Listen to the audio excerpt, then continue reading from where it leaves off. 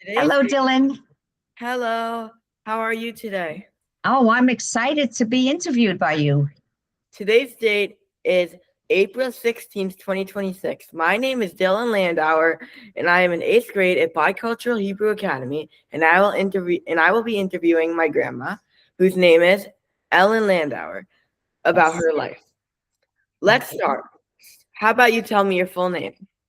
Well, my full name is actually Ellen Brenda Landauer.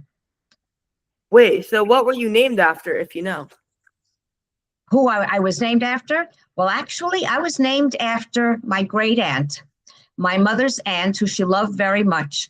Her name was Estabela, and that is my Hebrew name. My English name is Ellen Brenda. And then my maiden name was Skernick, but when I married, I took my husband's name, Landauer. That's really cool. But do you have a Hebrew name, and can you tell me what it is? Estabela. That's my Hebrew name. I've been so throughout my classes, I've been learning about immigration of Jews to the U.S. Can you tell me where your parents and family immigrated from? Sure. My mother immigrated from Poland. She was from a town called Kosovo, which is a small shtetl, or was a small shtetl near Warsaw.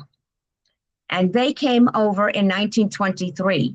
My father came from a town called Brzeźin, which I think at times was under Russia and at times under Poland. They would have their wars. And so at times it was with one country and then another. And he came in 1924.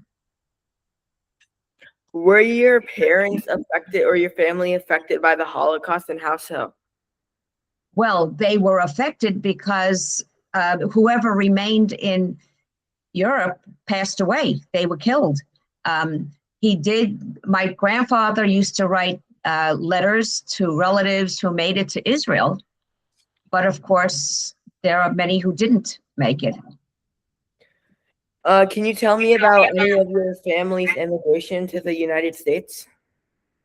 My mother's, in both cases, with both of my grandparents, my grandfathers came about 10 years before the rest of the family.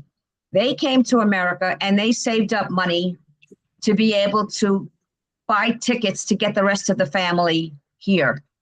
So my mother's father, for instance, she was about 5 years old when he left to come here. Her oldest brother did leave before the rest of the family, but they came then in 1923, my mother with her mother and her remaining brothers. They came in 1923 and joined the rest of the family. And with my father, he was one of six children. His father also came and was here for about 10 years before the rest of the family came. But that grandfather, my paternal grandfather, passed away soon after the family came. So my father really didn't get to see him and know him very well. Wow. Where did you grow up in America, and who lived with you growing up? Well, I lived in the Bronx, which is part of New York City. It's one of the boroughs.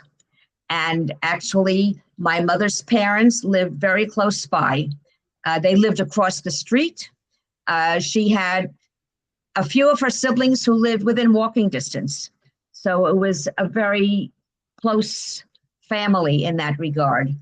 And eventually, my grandparents moved into our apartment building. So I saw them all the time. I mean, I would see them almost every day. With my father's family, they were also in the Bronx, but they weren't quite as close. You would have to take a bus to see them. Can you tell me how school life was in the Bronx? Did you have a favorite teacher, a favorite subject? I know that I had a favorite subject. I went to the public schools. I do remember I had a fondness for my fifth grade teacher. Her name was Mrs. Hennefeld, and I could still picture her today. She had a very smooth, soothed way of talking that made you feel very, very comfortable. And I was very fond of her. That was elementary school, and then I went to junior high, and then I went to high school, and eventually all in the Bronx, and then I went to college in Manhattan. Did you do anything fun in the Bronx? Was there anything fun to do with your friends? I wouldn't especially say that there was fun. You know, when it came to the Jewish holidays, we were not religious. We did not go and pray in temple. My grandparents did, but the other girls and I would dress up on the high holy days, and we would walk up and down the Grand Concourse dressed up fashionably. But that was the extent of fun. I don't really read fun. I don't remember too much. When I got older, when I was in junior high and high school, we would sometimes maybe go to a roller rink. You know, I don't remember too many fun things. I wish I could say I did, but I don't. Wow. So when you were a teenager, did you have a bar mitzvah, and how was that? No, actually, to tell you the truth, I did not have, they didn't have that many bat mitzvahs for girls back then. It was mostly the boys who were getting bar mitzvah. But interestingly enough, you know, my parents were not religious, and it was very crazy because my brother did not even get a bar mitzvah. My father was one of 3 sons, and he was afraid that he might embarrass his brothers if he made a bar mitzvah for my brother. So he didn't. And then they both shamed him because they made bar mitzvahs for their son. So it sounds kind of crazy, but no, I never had a bat mitzvah. And actually, my brother never had a bar mitzvah, which is unusual. So did you have a favorite Jewish holiday when you were a child, and how did your family celebrate it? Holidays were always very traditional. You know, we would always, it centered around food. If it was Pesach, we were always at my grandmother's house. She had a big table, a ton of cooking. I still remember the big dining room table, and the whole family getting together. Cousins of mine who were now dating someone serious brought their fiancés. That was a way of getting introduced to the family. I remember playing under the table with my cousin Mark. Very, very warm memories. Holidays like Hanukkah, my brother and I would go downstairs to be with my grandparents to light the candles. And they would give us $5 as a little Hanukkah present, which was more than they can afford, but very sweet. So family memories like that come to mind. So how did you meet my grandpa, or Opie? How did you meet him? Oh, to tell you the truth, I met him on a singles weekend up at the Concord. It was a weekend where we went away and you could meet people that you might want to date. And he and I met there. That's funny. So what did you do to make a living in your adult life? I was a teacher. I started out teaching elementary school for several years, and then I stopped to raise a family. And when I did go back to work, I was teaching English as a second language. And I did that until I retired. What invention did you think had a big impact on your life? That's an interesting question. That's a very interesting question, because my writing group, I think, posed the same question. I think probably the computer has the biggest impact, knowing how we're using it right now even. I didn't have that when I was little. I was just getting adjusted to that after your father was born, actually. You know, that was very new to me, and I think that had the biggest impact. What advice would you have for future generations like me? Advice for people like you, for young people like you, be open, read, explore, be curious, be open to all thoughts. Don't hide behind video games and TVs, and social life is wonderful. A focus on the academics is terribly important. Well, that's all of my questions. Thank you for talking to me. Oh, it's always a pleasure. I didn't quite know what to expect. I was asked about something, an artifact. Oh, yeah, Um, I'm getting it right now.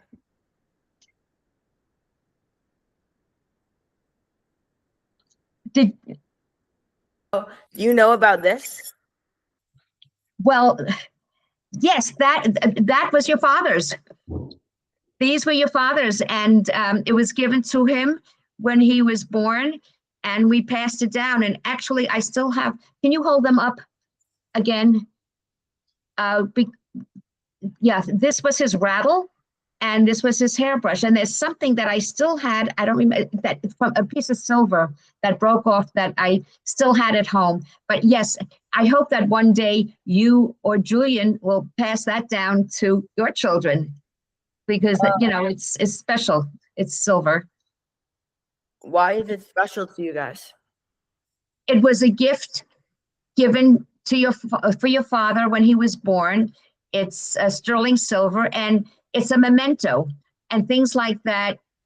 You would pass down. I still have things that we found that were from Opie's father's birth. There's something very special when you could pass things like that down.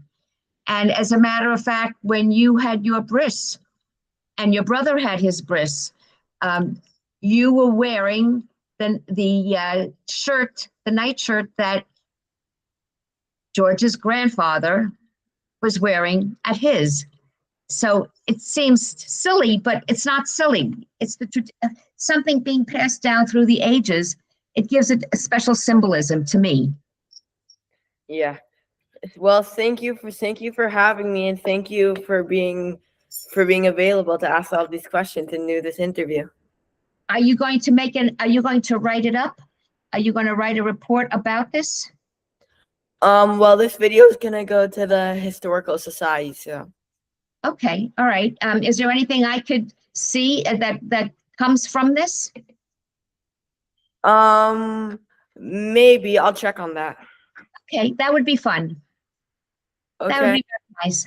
Well, thank you so much, Dylan. This was a pleasure. It was a pleasure. I love you. I love you too, honey.